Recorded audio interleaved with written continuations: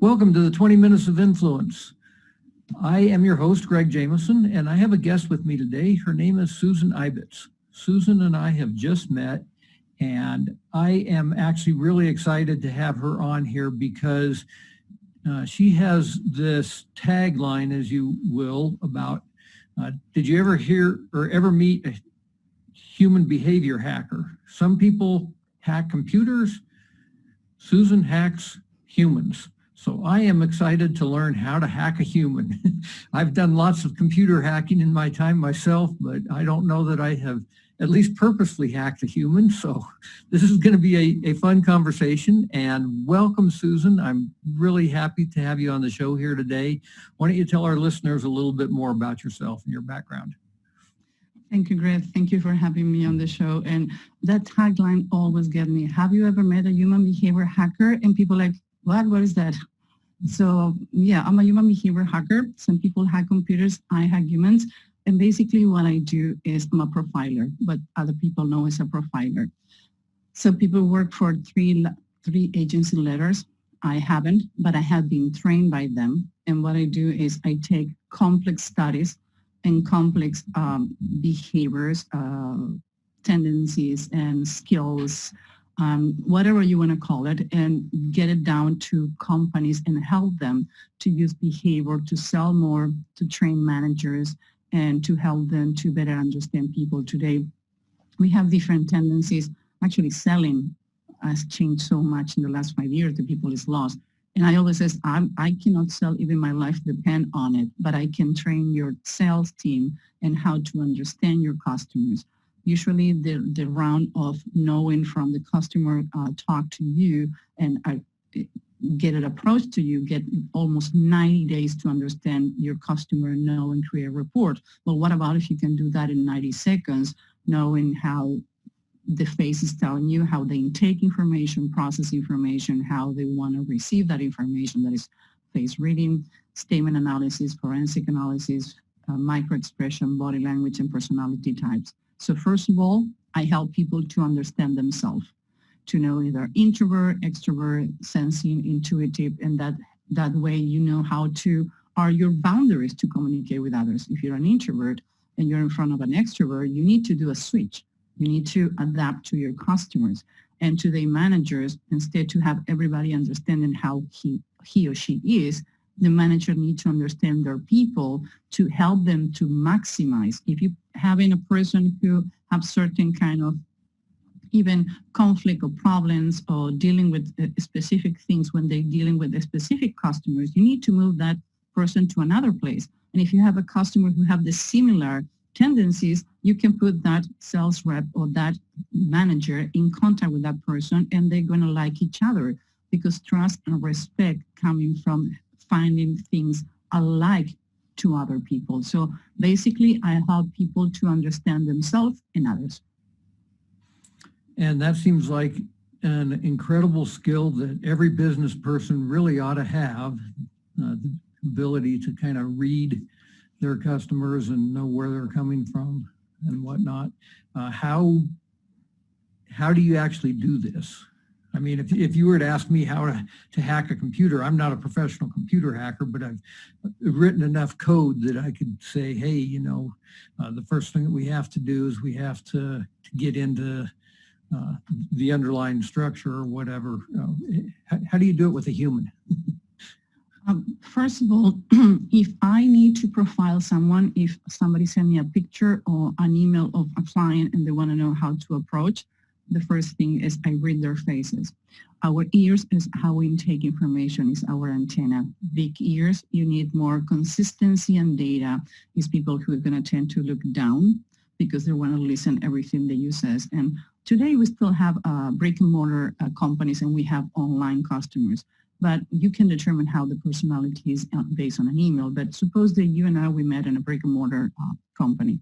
So if I know how you intake information, how you process information based on the shape and type of eyebrows you have, and the proximity you have, and the height of the ears, I need to know that 4 things.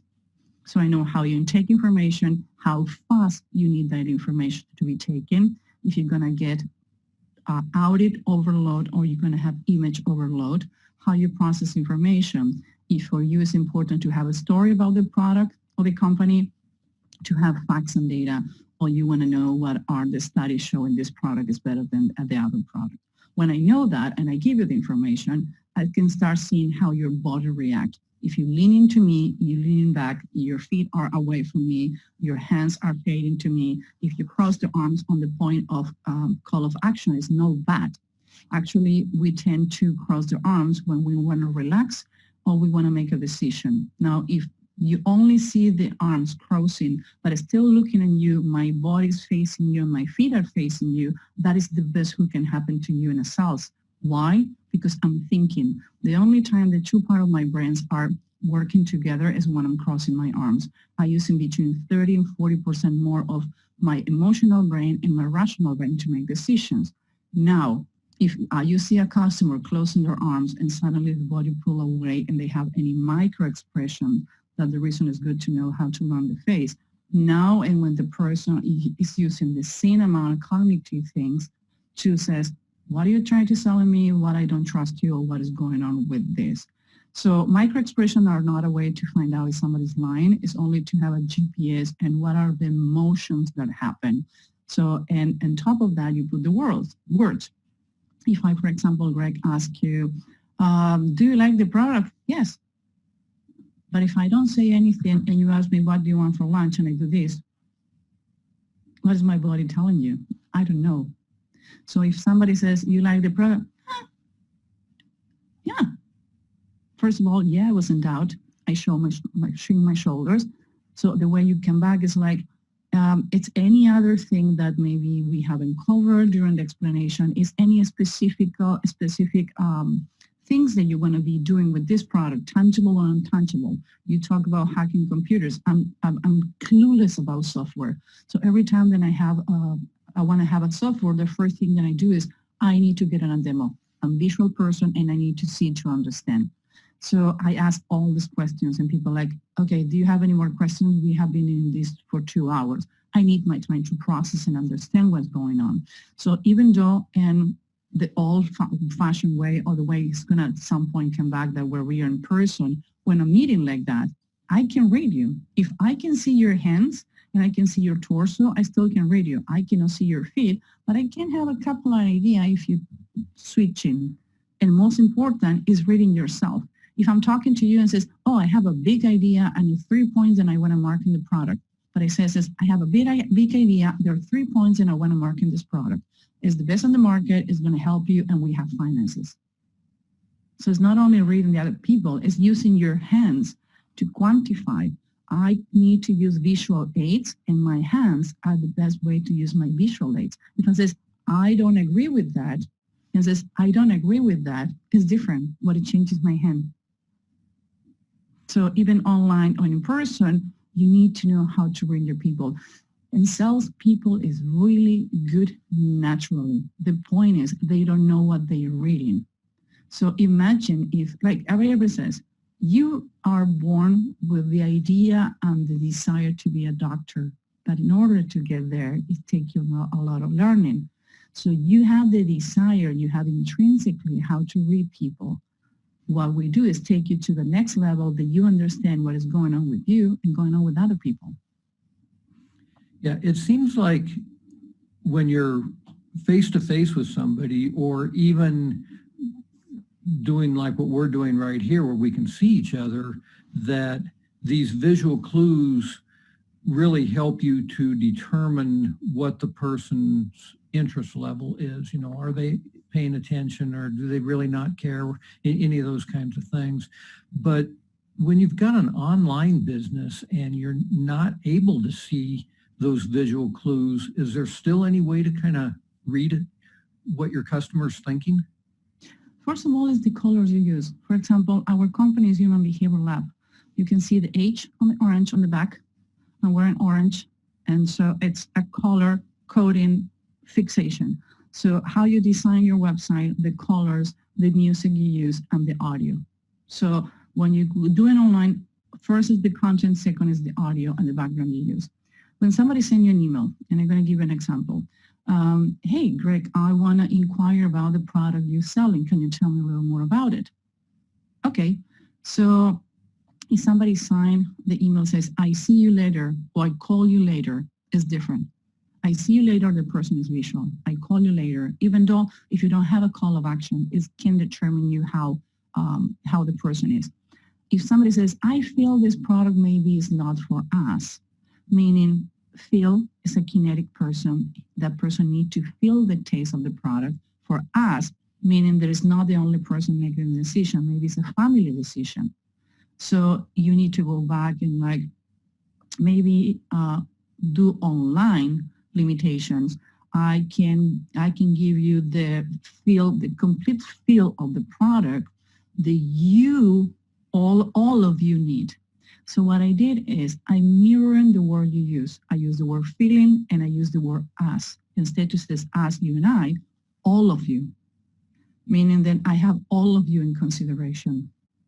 So when somebody writes an email, most human beings tend to not pay attention to the words. That study done from Meridian in 69-71, about 93% of our communication is only body language, has been proven only one study. It hasn't been replicated.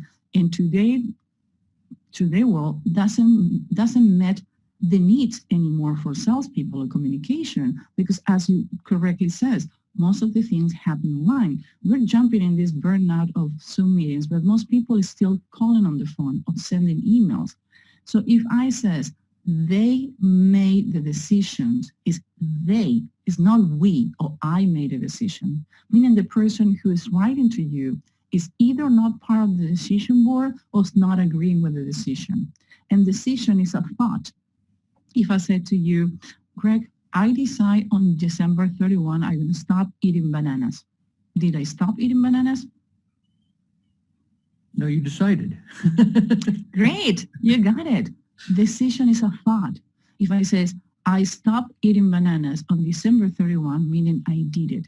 So when somebody says, we decide to go for another options, you need to come back and what other options you decide to go for, because maybe we can fulfill some of the other options you want to go. Since you asked me for product A, I haven't talked from B to C, what other option we have, what grade this product has. So you always need to look between lines. When somebody says, I'm going to put an example that happened a lot to my friends. I'm the matchmaker of my friends, not because I do that professionally, it's because they ask me and says, oh, I asked if we're going to have another day, and says, yeah, let me look my calendar. Don't even bother and text, is not going to happen. Like, yeah, I saw the shoulders and look at my calendar. You need to look at in your calendar if you want to see me. Instead, like, yes, let's put something together or let's text. It's not going to happen. So we need to learn to pay attention to the words, because even I can determine certain stereotypes and things about people when they write an anonymous letter. And why?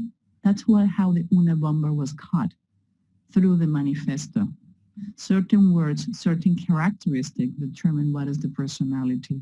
So whoever fighting that words are not important, that we cannot read between lines, well, let me tell you, one of the worst serial killers in our era, who was tried to be caught by the FBI for 17 years, was caught, thank you to Robert Shai. 19 years took the FBI. He did the job in 9 months. And he found out where he was born, what is the education, the age. The only thing that he was off, he was under the impression he was an African American and not a white person. So that's what the only thing that he was kind of off. But even though he was 95% accurate about what the person was, and that's how he got caught.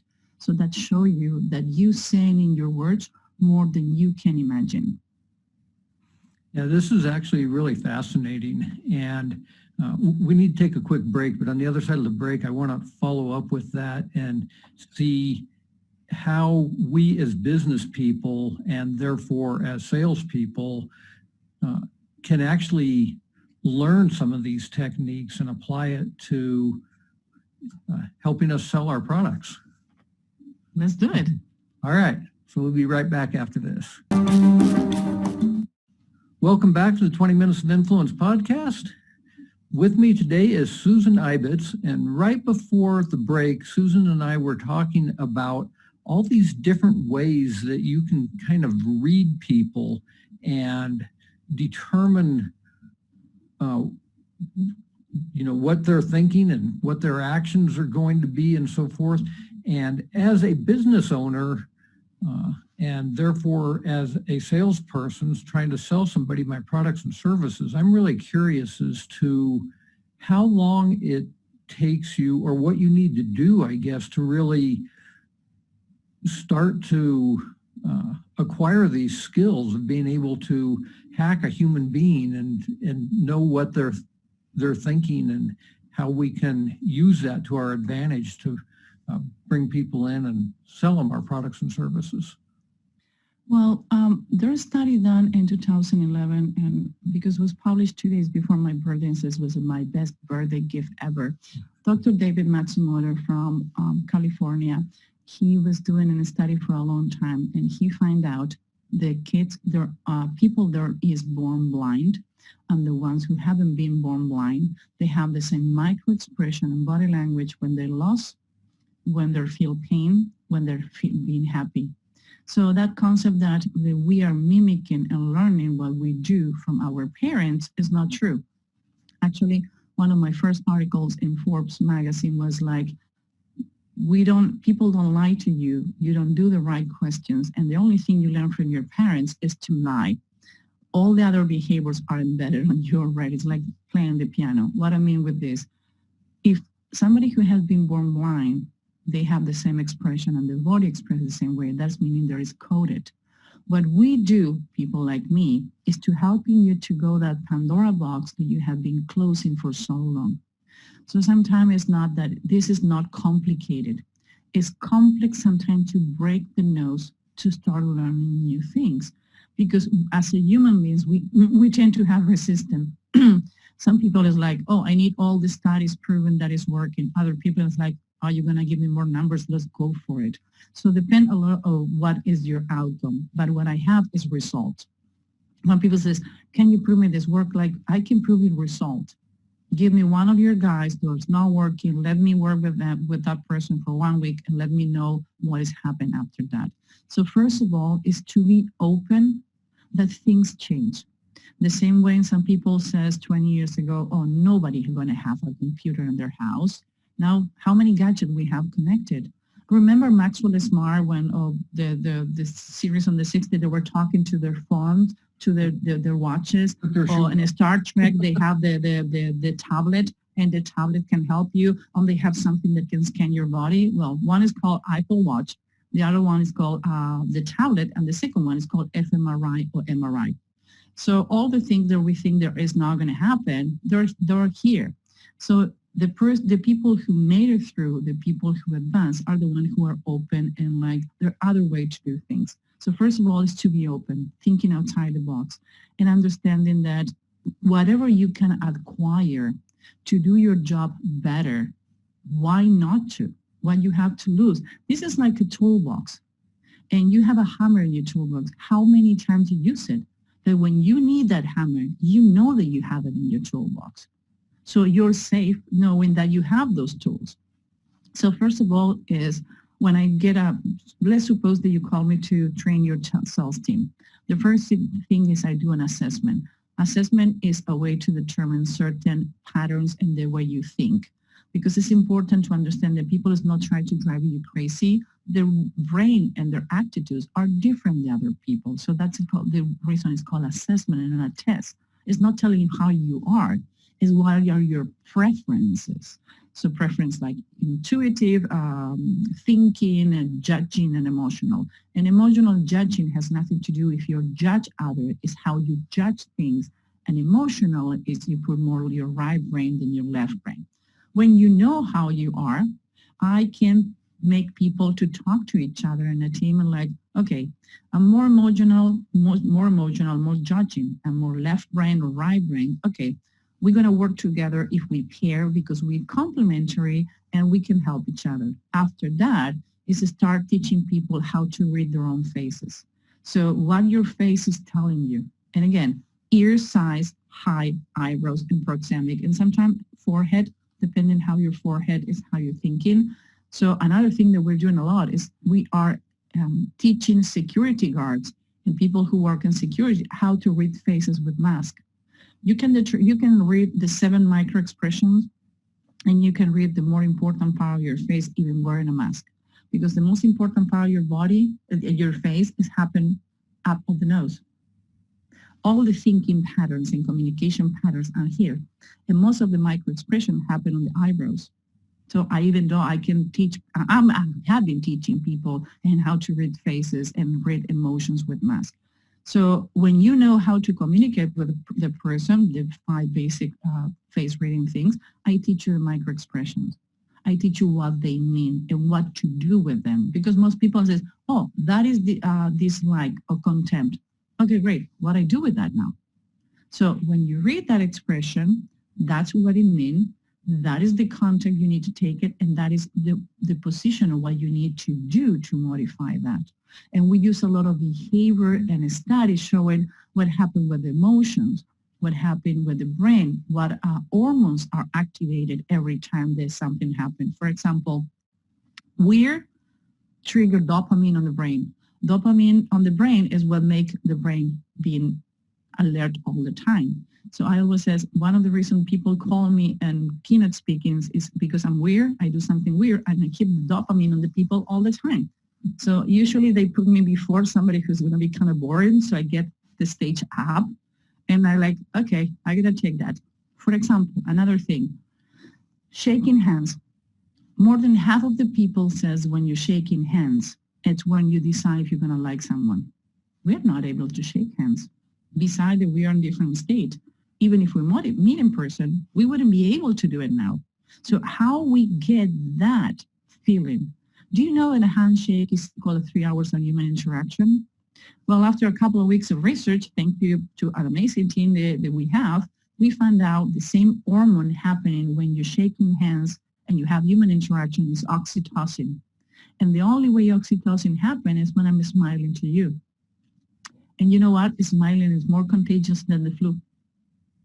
If somebody sneezes with the flu in a subway, 30% of the people is going to get contagious. If you're laughing hysterically inside the subway, 95% of the people is going to copy. Actually, we're launching this week a study that about laughing to see how many people laugh and how many people react, and a study already done. Coca-Cola has done the studies. A lot of advertising agencies have studies, because when you're laughing, whatever coming after I make you smile, you're going to be more propense to buy. So if I relate oxytocin, endorphins, and dopamine to be with you, I'm going to be back. And when I'm going to be back, I'm going to buy whatever you're selling. So it's a little nerdy side, but what we do is like put it in a simple way. It says, okay, guys, what do you think about this video? And we put a video who make everybody smile and laugh hysterically. And when everybody's laughing, I stop the video and says, how do you feel before and after the video? Oh my God, I feel so relaxed. Oh my God, I almost pee myself. I need to take a break. Oh my God, that was hilarious. Like, wow. Imagine that in your customer. I don't think you need to be a clown. You don't need to be Robin Williams. What I'm saying is, it's so simple, like make it smile. Even though you're really, really mad and somebody make you smile, have you ever break a bad argument when you start smiling and you make a stupid joke and the other person starts smiling and suddenly everything relaxed? Well, it's the same with customers. And the times that we're going today make somebody feel comfortable. Not always is only a smile, it's to make them feel comfortable, make them feel understanding. Greg, do you know what is the worst things that you can do to a human being? The things that hurt a human being the most? Call them by the wrong name? No, that's what I do. I have 2 specialties: forgetting your name and ruin first impressions. Be ignored. If I ignoring you, you don't exist. People want to be seen. And when you're talking to your customer and your customers keep saying, I want a minivan, and you keep trying to sell a sport car, what you're doing is ignoring your customer needs. You don't see them. They don't being seen. If you don't see me, how am I going to trust you? So when you're talking to me, But the dictionary and the language that I use has nothing to do if it's English or no, has to do with your culture. If I'm talking to somebody from New York, I'm going to be talking more pace. I'm talking with somebody from Colorado. I'm trying to lower my pace so your audience can understand besides I have a high accent. But I see you. So when your customer feels seen, feel understood, and even help between what they think they want and they what really need, that's when it's a successful sales. Why? Because it's not how many ads you're going to put. Because all these big brands, they put a lot of ads on the Super Bowl and they're funny. But if you have a friend who says like, you know what, I tried this soda and it's horrible. Doesn't matter how many advertising you put, people is not going to drink it. So if a month after you sell me something, you are willing to call your customer and says, how are you feeling? How is suiting you the product that I sell? And like, oh my God, I love it. I told all my friends. Do you know that our business has grown so much mouth to mouth that we never had the need to put any advertisement? Because I do that 1 month, 3 months, and 6 months after I have a training. It says, how is your team doing? What is the overall? And one of the last customers that I called, he says, you came to do a training in January, even though the things have changed so much. My clients, my team sales have more clients, more closing, more commission, and I'm making more money. Why? Because now we can profile what the customer wants and needs, given to them on the dictionary they need and how they need it. So that means that you saw the other person. If I see you, and I'm going to trust you, and I'm going to come back to you, and the best advertisement, and Seth Godin said all the time, it doesn't matter how much, it's not about your brand. You see, the Hilton Hotel is how comfortable all the beds. It's going to be all the Hilton Hotel all the same. It's how you make feel people during the process. And MIT lab has proved that people is not going to remember what you says. It's not going to remember how you look. They're going to remember how you make them feel. And Maya Angelou says the same. Well, MIT lab find out it's true. People want to make them feel good. So smiling, making the brain engage, being a little weird, being a little playful and funny. Because you're wearing a suit doesn't mean that I'm wearing a suit. You see, I look like a serious person, but I'm not. I laugh with you, know about you. I will not going to criticize you. We're going to work together to get you better. But I will not going to be your teacher. I'm going to be your partner in the process. That is a different, completely aspect. I'm not going to point you on the feet and the finger and says, how many things they taught you wrong? Let me help you to redo that process to get you to the point that you deserve to be. It's a completely different approach. Yeah, fascinating information. As we're running out of time here, is there any kind of final thoughts that you want to leave our listeners with, as well as maybe how people can stay in touch with you? First of all, one of the myths that I find a lot to reverse is do not mirror body language or facial expressions if you don't know what you're doing. This is a smile. This is contempt. So if you confuse smile con contempt, contempt is I feel bored by you and I feel superior than you. If you mirror that, remember that I told you we are precambric brain? I'm going to feel the same and I'm going to pull out. So when everybody says mirror everyone, be careful what you're mirroring. It's easy to mirror someone verbally. If you ask me, what do you have for breakfast? And I reply, for breakfast I have, or I have an apple for breakfast. I'm mirroring your words. It's less possible than I mistake it. It's a science behind that. And most sales coaches, they don't train that because you need to know how to. You can ask me whatever question, and I ask sometimes audience, like, I want 20 questions, 20 really, really difficult questions, and I mirror all of them. And that's when like, wow, we didn't know that. So be careful what is being taught and who you're learning from. We don't say you need to come with us. Just be careful what you're learning, because what you think is saving yourselves and your team is killing it. And if you want to learn more about us, my name is Susan Ibitz. You can Google me. You can go to humanbehaviorallab.com. That is our consulting company. And our e-learning platform is the only e-learning platform where you can find human behavior and these kind of things. It's humanbehaviorhackerschool.com, and more than welcome to answer any questions that you can have. That's awesome. I'll make sure those links are in the show notes as well. And I just really want to thank you, Susan, for sharing all that information with us today. Thank you, Greg, for contacting me and for this interview. I appreciate it. You bet.